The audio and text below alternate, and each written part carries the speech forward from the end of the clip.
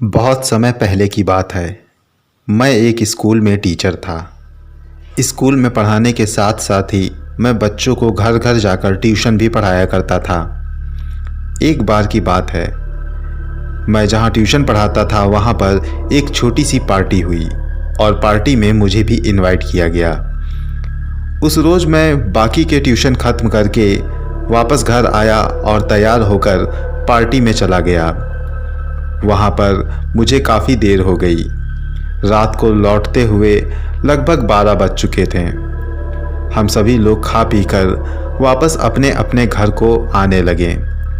ये वो वक्त था जब हर किसी के पास मोटर बाइक नहीं हुआ करती थी।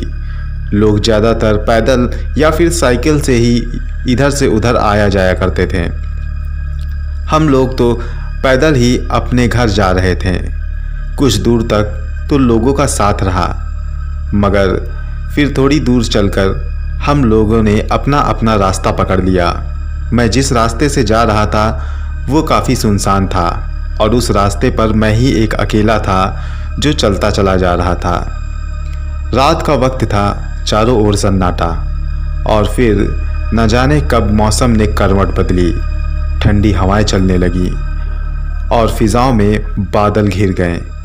फिर देखते ही देखते बूंदाबांदी होने लगी। मैंने सोचा कि इस बूंदाबांदी से बचने के लिए मैं किसी पेड़ का सहारा ले लूं। पास के ही एक बाग में मैंने देखा कि एक बड़ा सा बरगद का पेड़ था। मैं दौड़कर उसी पेड़ के नीचे जाकर खड़ा हो गया। बारिश से बचने के लिए वो पेड़ काफ़ी अच्छा था। मैं जाकर वहीं खड़ा हो गया। मेरे वहाँ खड़े होते ही बारिश ने अपनी रफ्तार बढ़ा दी। मैं वहीं पर खड़ा बारिश का थमने का इंतज़ार करने लगा।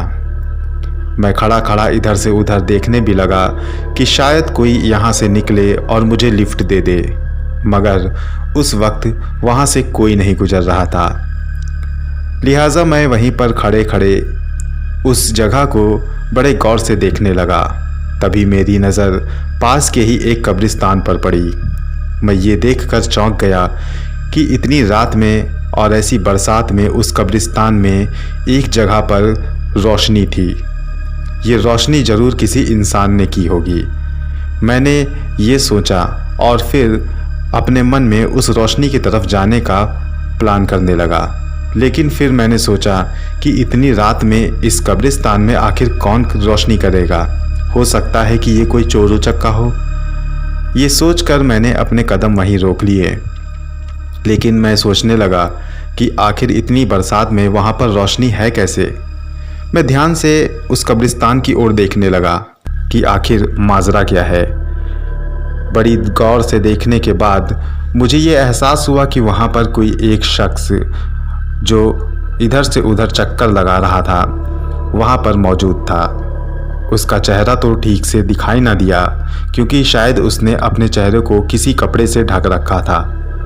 मेरी जिज्ञासा बढ़ गई। मैं भूत प्रेतों पर यकीन तो नहीं करता था, लेकिन फिर भी मैं जानता था कि कुछ ऐसे तांत्रिक होते हैं जो ऐसी चीज़ों पर यकीन करके कब्रिस्तान में आकर चिल्लाकशी करते हैं। मैं उसे ध्यान से देखने लगा। मेरी जिज्ञासा बढ़ती रही। बूंदाबांदी थोड़ी सी धीमी पड़ी तो मैंने धीरे धीरे कब्रिस्तान की ओर जाने का इरादा बना लिया। मैं दबे पांव छिपता छिपाता कब्रिस्तान की ओर बढ़ने लगा। मेरी धड़कनें भी तेज हो रही थीं, क्योंकि ये पहला चांस था कि इतनी रात को मैं कब्रिस्तान की ओर जा रहा था। मैं एक एक कदम आहिस्ता से रखता हुआ कब्रिस्तान की ओर बढ़ने लगा। ज्यों-ज्यों कब्रिस्तान मेरे करीब आता गया, मेरे दिल की धड़कनें तेज होती गईं। मैं जैसे जैसे करीब जा रहा था वैसे वैसे मुझे सब कुछ साफ दिखाई पड़ रहा था। वहाँ वाकई में कोई मौजूद था। कोई था जो चारों ओर कभी चक्कर लगाता, कभी बैठता, कभी उठकर हिलने लगता, कभी हाथ ऊपर उठाता, कभी ज़ोर ज़ोर से कूदने लगता। मेरी समझ में नहीं आ रहा था कि आखिर ये क्या है, मगर मुझे शक था कि ये कोई ज़रूर तांत्रिक ही होगा, क्योंकि कोई भी चोर ऐसी हरकतें नहीं करेगा। ये देखने के लिए मैं आगे बढ़ता रहा। आगे बढ़ते हुए मैंने गौर किया कि वहाँ पर एक कब्र बनी हुई है जिसके चारों ओर वो इंसान चक्कर लगा रहा था। अब मुझे पूरा यकीन हो गया कि ये कोई तांत्रिक ही है जो कब्र खोदकर अपनी तंत्र क्रिया कर रहा है। मगर इससे पहले कि मैं उसके बेहद करीब जाता, वो तांत्रिक एकदम से खड़ा हो गया। उसने चारों ओर देखा।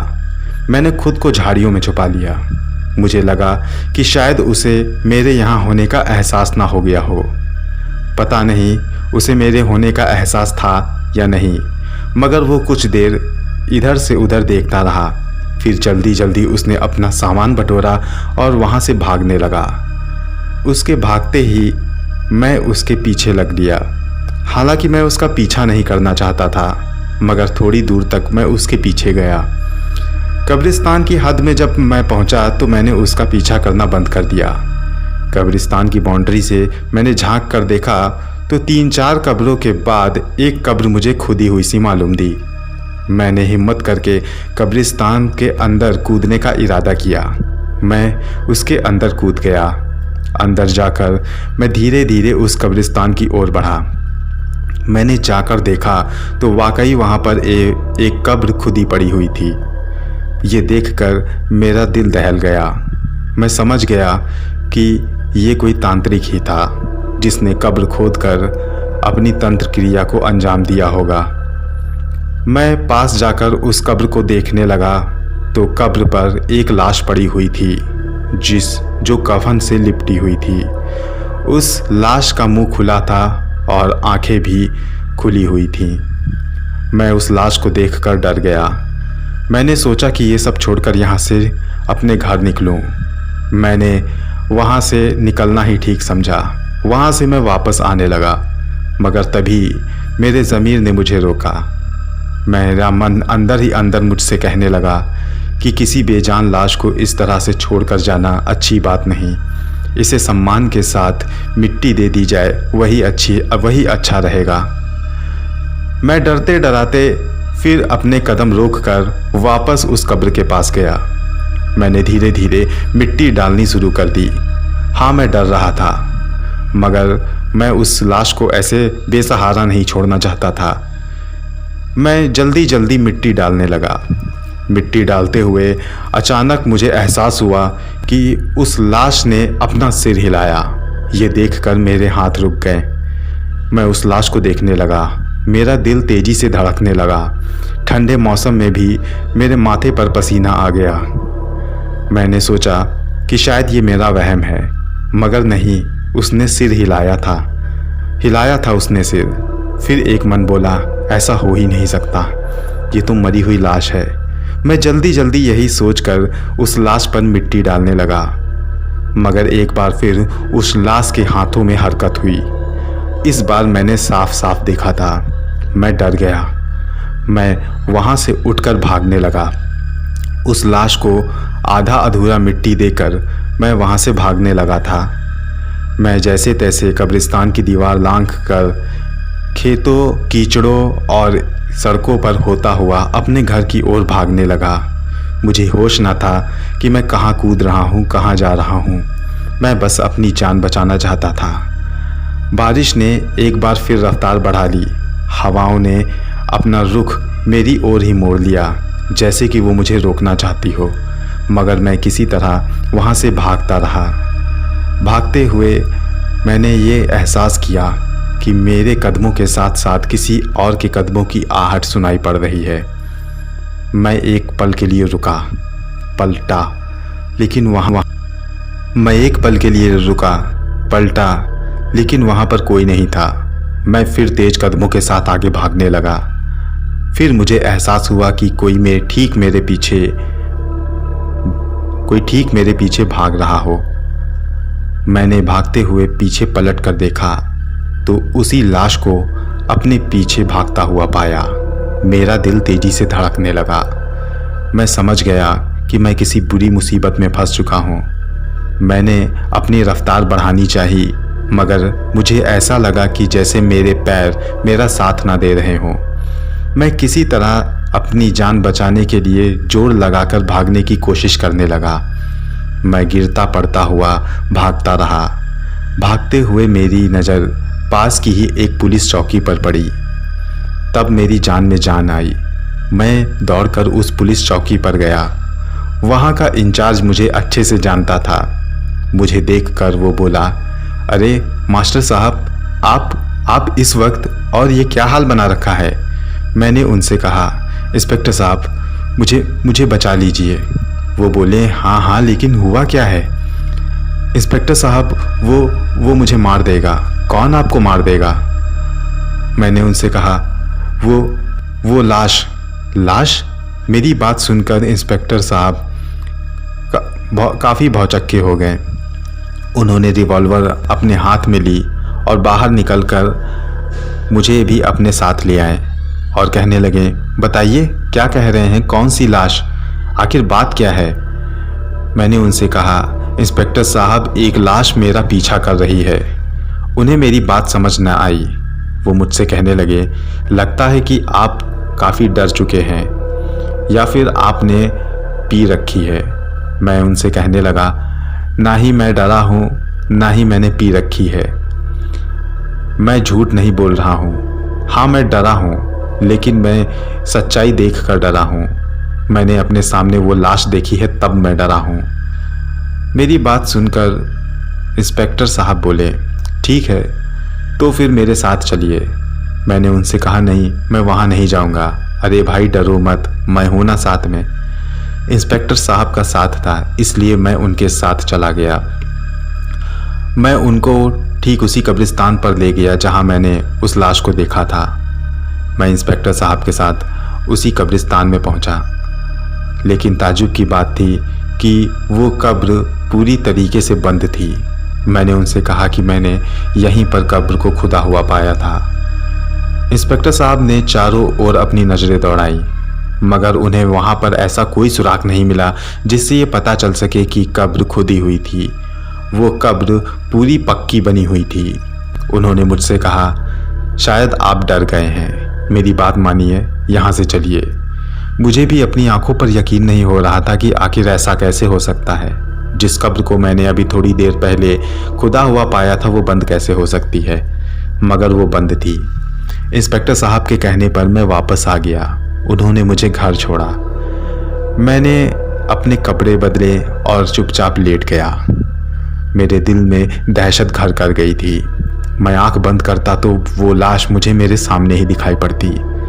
इस बात का जिक्र मैंने बाकी के दोस्तों से नहीं किया, क्योंकि मुझे डर था कि वो मेरा मजाक उड़ाएंगे। मैं उनसे अक्सर भूत प्रेत ना होने की बात कहा करता था, और अब अगर मैं उन्हें ऐसी बात कहता तो ज़रूर मैं मजाक का पात्र बन जाता।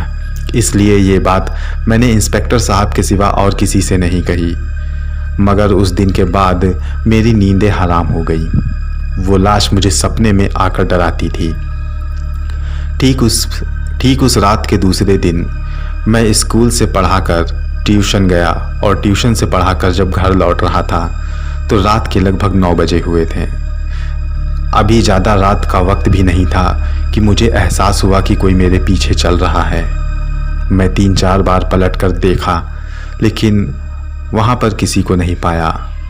फिर मैं जब आगे चलने लगा तो यूँ एहसास हुआ कि जैसे ठीक मेरे बगल से होकर कोई गुजरा है। मैं एकदम से फिर पलट कर देखने लगा। इस बार वो लाश ठीक मेरे पीछे खड़ी थी। मेरे तो पसीने छूट गए। मैं दौड़कर वहाँ से अपने घर की ओर आ गया। घर आने के बाद मैंने सारे दरवाजे और खिड़कियाँ बंद कर दी और अपने बिस्तर पर आकर लेट गया। मुझे समझ ना आ रहा था कि मैं क्या करूं, किससे मदद लूं। यही सब सोचते सोचते न जाने कब मुझ पर नींद सवार हो गई और मेरी आंखें बंद हो गईं। लेकिन कुछ देर के बाद एक आहट ने मेरी नींद तोड़ दी। मेरी आंख खुली तो मैंने देखा वो लाश मेरी अलमारियों की किताबों को उलट पलट कर देख रही है और उनके पन्नों को नोच नोच के खा रही है। ये देखकर मेरा दिल दहल गया। मैं चुपचाप उसी पलंग पर लेटा रहा। मैं वहाँ से हिलकर कहीं नहीं गया। मुझे डर था कि शायद मुझे भागता हुआ देखकर ये मेरे पीछे लग जाए। मैं चुपचाप अपने पलंग पर लेटा हुआ सारा नज़ारा देखता रहा। वो एक एक करके मेरी 20 किताबों को मेरे सामने ही खा गया और वो इधर से उधर कुछ ऐसी हरकतें करता जैसे कि वो कुछ ढूंढ रहा हो। वो जो भी पाता वो खा जाता। ऐसा लग रहा था कि वो जन्मों का भूखा हो। सारी रात वो यही करता रहा और मैं डर के मारे पलंग पर लेटा रहा। फिर सब कुछ छोड़कर वो मेरी ओर बढ़ा। मेरा दिल तेजी से धड़कने लगा। वो आकर मेरे पैरों के पास बैठ गया। मैंने मन बना लिया कि अगर वो मुझ पर झपटा तो मैं वहाँ से भाग लूँगा, मगर उससे पहले ही न जाने उसे क्या हुआ, वो उठा और वो बाहर की ओर चला गया। कुछ देर तक तो मैं लेटा रहा। फिर मेरे कानों में जब आसपास के लोगों की आवाज़ पड़ी तो मैं बाहर निकला। सवेरा हो चुका था। मैं सारे काम ख़त्म करके स्कूल चला गया। अब मेरे दिन काफ़ी ख़राब होने लगे थे। मैं बुझा बुझा सा रहने लगा था। दोस्तों के पूछने पर उनसे यही कहता कि मेरी तबीयत नहीं ठीक है। मैं काफ़ी परेशान था। कौन मेरी मदद करेगा, यही सोचते हुए सारा दिन मेरा निकल जाता। एक रोज़ जब मैं घर गया तो मैंने देखा कि दादाजी मेरे घर के बाहर बैठे हुए हैं। दादाजी को देखकर मेरी जान में जान आई। मैं दादाजी के पास गया और उनके गले लग पड़ा। दादाजी ने मुझसे खैरियत पूछी तो मैंने सब कुछ ठीक बताया। मैं उन्हें अंदर ले आया। अंदर आकर मैंने उन्हें चाय पानी के लिए बुलाया। फिर दोनों ने साथ बैठकर चाय पी। चाय पीते हुए दादाजी ने मुझसे कहा, बेटा कोई तुम्हें तकलीफ़ है? मैंने उनसे कहा, नहीं दादाजी, ऐसा कुछ नहीं, सब कुछ ठीक है। मगर दादाजी ने शायद मेरी बातों को भांप लिया था कि मैं उनसे झूठ बोल रहा हूँ। उन्होंने मुझसे कहा, बेटा तुम जरा से थे तब से मैं तुमको जानता हूँ, बताओ आखिर तुम्हें क्या तकलीफ़ है? दादाजी के ऐसा कहने पर मैंने उन्हें सारी दास्तां बयां कर दी। दादाजी ध्यान से मेरी बातें सुनते रहे। मेरी बात खत्म होने के बाद वो काफ़ी देर सोच में डूबे रहे। फिर उसके बाद उन्होंने मेरे कंधे पर हाथ रखा और कहा, बेटा ऐसी बात थी तो तुम्हें मुझसे पहले ही बता देना चाहिए था, मगर कोई बात नहीं, अब मैं आ गया हूँ ना। अब तुम्हें एक काम करना होगा। मैंने उनसे कहा, क्या? तो वो बोले कि तुम अब अपने ट्यूशन पर जाओगे, बच्चों को पढ़ाओगे और वापस आओगे, और जब वो तुम्हें दिखाई देगा तो तुम उससे रूबरू होगे। तुम्हें उससे बात करनी होगी और तुम उससे ये कहोगे कि आज रात मेरे घर आना, मैं तुम्हारी दावत करूँगा। मैं ये बात सुनकर काफ़ी घबरा गया। मैंने उनसे कहा कि आखिर ये मैं कैसे कर सकता हूँ। फिर दादाजी ने मेरी हिम्मत बढ़ाई। उन्होंने कहा, तुम ऐसा करना, बस फिर चुपचाप अपने रास्ते पर चले आना, देखना तुम्हें कुछ नहीं होगा। मैंने दादाजी की बात मान ली। इसके अलावा मेरे पास कोई चारा नहीं था। उस दिन स्कूल के बाद मैं बच्चों को ट्यूशन पढ़ाने गया। रात के वक्त जब मैं लौटने लगा तो मुझे वैसा ही एहसास हुआ जैसा हमेशा होता था। इस बार मैंने किसी तरह हिम्मत करके खुद के कदम रोके और पलट कर देखा। वो लाश मेरे सामने खड़ी थी। मैंने उससे कहा, तुम्हें अब मेरे पीछे आने की कोई ज़रूरत नहीं। आज रात तुम मेरे घर पर आना, मैं तुम्हारी दावत करूँगा। इतना कहकर मैं पलटा और वापस अपने घर की ओर आ गया। घर आकर मैंने दादाजी से कहा, दादाजी मैंने आपका कहा हुआ सब कुछ कर दिया, अब बताइए क्या करना है। दादाजी मुस्कुराए और बोले, कुछ नहीं, अब इंतज़ार करो, वो आएगा और मैं अपना काम करूँगा। दादाजी की बात मानकर मैं भी उनके साथ बैठ गया। फिर हम लोग इंतज़ार करने लगे। रात के 1 बज गए। रात के 1 बजे अचानक दरवाजे पर दस्तक हुई। दादाजी ने तो दरवाज़ा खुला रखने को ही बोला था, इसलिए मैंने दरवाज़ा खुला ही छोड़ दिया था। खुले दरवाजे पर दस्तक हुई। फिर तेज़ी से धक्का लगा। सामने वही लाश खड़ी थी। वो लाश चलते हुए घर के अंदर आई। उसने मुझे और दादाजी को घूर कर देखा। दादाजी ने मुझे इशारा किया तो मैंने उसे बैठने को कहा। वो जिंदा लाश आकर बरामदे में बैठ गई। मैं डर रहा था। दादाजी उठकर रसोई घर में चले गए और कुछ देर के बाद हाथ में एक बड़ा सा कटोरा लेकर आए। वो चुपचाप आकर उस लाश के पास खड़े हो गए और कहने लगे, लीजिए, मैं आपके लिए कुछ खाने को लाया हूँ। इतना कहकर दादाजी ने उस लाश के बाल पकड़े और उसका मुंह अपनी ओर किया और उसके मुंह में खौलता हुआ तेल डाल दिया जो उन्होंने कटोरे में पकड़ रखा था। ऐसा करते ही वो लाश काफ़ी तेजी से तड़पने लगी। वो चिल्लाने लगी, वो इधर से उधर भटकने लगी और फिर भटकते हुए जोर जोर पैर पटकते हुए वो बाहर की ओर भागी। वो भागते हुए हमारे घर के बाहर चली गई। हम लोग भी काफ़ी दूर तक उसके पीछे गए और फिर वो दौड़ते दौड़ते अंधेरे में कहीं गायब हो गई। दादाजी ने कहा, अब तुम्हें डरने की कोई ज़रूरत नहीं। आज के बाद ये तुम्हें कोई भी नुकसान नहीं पहुंचाएगी। उसके बाद दादाजी ने मुझे सो जाने को कहा। दूसरे दिन उठकर नहा धोकर दादाजी ने मुझे अपने पास बिठाया और कुछ पढ़कर मेरे ऊपर फूंकने लगे। उन्होंने मुझसे कहा, बेटा, अब तुम्हें डरने की कोई ज़रूरत नहीं। मैंने मंत्रों से तुम्हारे ऊपर सुरक्षा कवच लगा दिया है। कोई भी बदरूह या फिर जिंदा लाश या भूत प्रेत तुम्हारा कुछ नहीं बिगाड़ सकेगी। और उस जिंदा लाश को तो मैंने ऐसा सबक सिखा ही दिया है कि वो अब तुम्हारे करीब तक नहीं आएगी। अब तुम बेफिक्र होकर अपना काम करते रहो। दादाजी की बात सही निकली। उस दिन के बाद से वो लाश मुझे कभी दिखाई नहीं दी। कई दिन के बाद मैं हिम्मत करके उस कब्रिस्तान के करीब से गुजरा। फिर एक दिन उस कब्रिस्तान के अंदर भी गया, मगर मुझे कुछ नहीं हुआ।